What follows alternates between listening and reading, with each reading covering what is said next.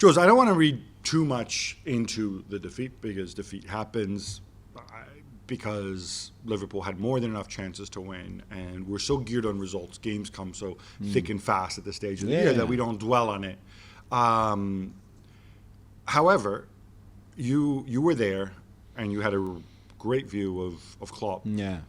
Klopp wasn't happy the way they were lining up tactically against the Diamond in that first half. Can you just run us through that? Maybe, explain a little bit about what got him so angry. Yeah, because I could see him on the touchline, although we could not hear what he was saying. But he was very, very agitated. And after the game, when we had a really interesting interview, because he was saying, listen, I don't understand why we were so bad.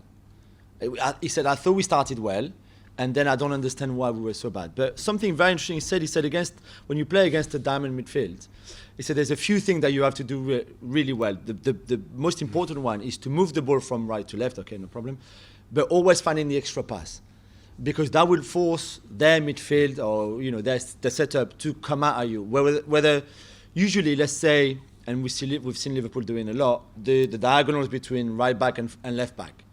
So Trent will often switch the play to Tsimikas or Robertson, right? In this game, and Trent did it a few times in the first half, and then I could see Klopp. So Klopp often shouts at Trent.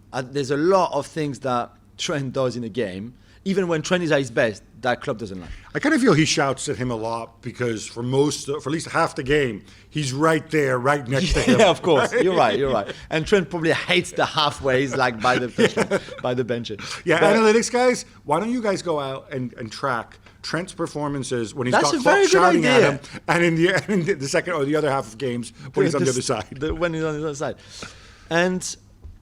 And basically what Klopp wanted, instead of Trent switching the play to Tsimikas straight away, he wanted the ball to go from Trent to Matip to Van Dijk, and Van Dijk to Tsimikas, to every time have a Leicester player coming out instead of just moving and shuffling easily. This is an audio medium, but if you can essentially picture this, just for those who don't get it, it's his basic tactics, but essentially with the Diamond, you're defending narrow. It's reminiscent of the way United defend, for example, with on the Rangnick. And so you want to try to move that block of four or disrupt that block of four as much as you can.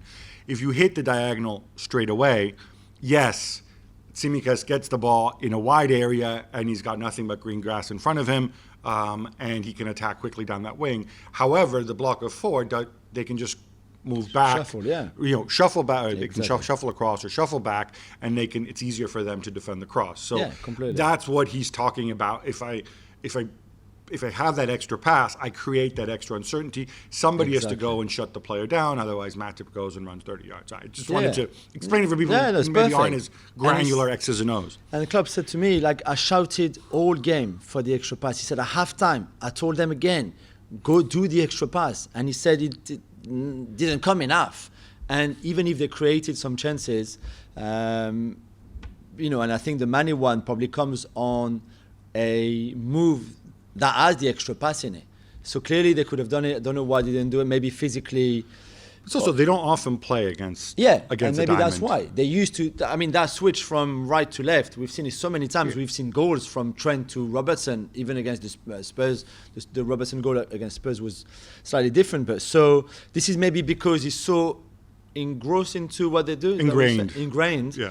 That it was hard for them to switch to something different, and maybe the fact that Thiago Alcantara, who I think would have been perfect in that game, is watching that Leicester game when I thought, okay, this is the kind of games where you would need Thiago Alcantara so much, not just because of all the possession, but just because he's so perfect for the extra pass every time, compared to an Oxlade-Chamberlain who didn't have a bad game, but what he does usually is he likes running with the ball. No, and also Thiago Alcantara can also unlock the defense. He can come up with that creative pass in a way that Henderson and Fabinho and Oxlade-Chamberlain aren't. I would argue also a fit Firmino from the beginning might have also made a difference. I find Jota so frustrating. Because it's not just Jota had a bad game, but Firmino would have given you the option of dropping deeper, of pressing the man in front of the back four, of opening up that space, of allowing Salah and Jota is a great player, and he's got an amazing record, and the goal ratio is fantastic. But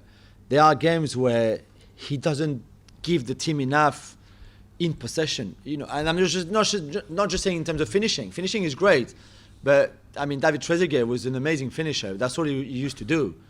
You know, I would want Jota to do so much more in that team than certainly what he did against Leicester. That I just find it a bit frustrating. Jota's also essentially a winger or a second striker playing centre forward. Yeah, but he plays there for a reason too. Sorry? He plays there because he's not a pure in and out striker. No. But he's also not. He also doesn't have Firmino's skill set. Thanks so much for watching ESPN on YouTube. And for more sports highlights and analysis, be sure to download the ESPN app. And for premium content and live streaming, subscribe to ESPN Plus.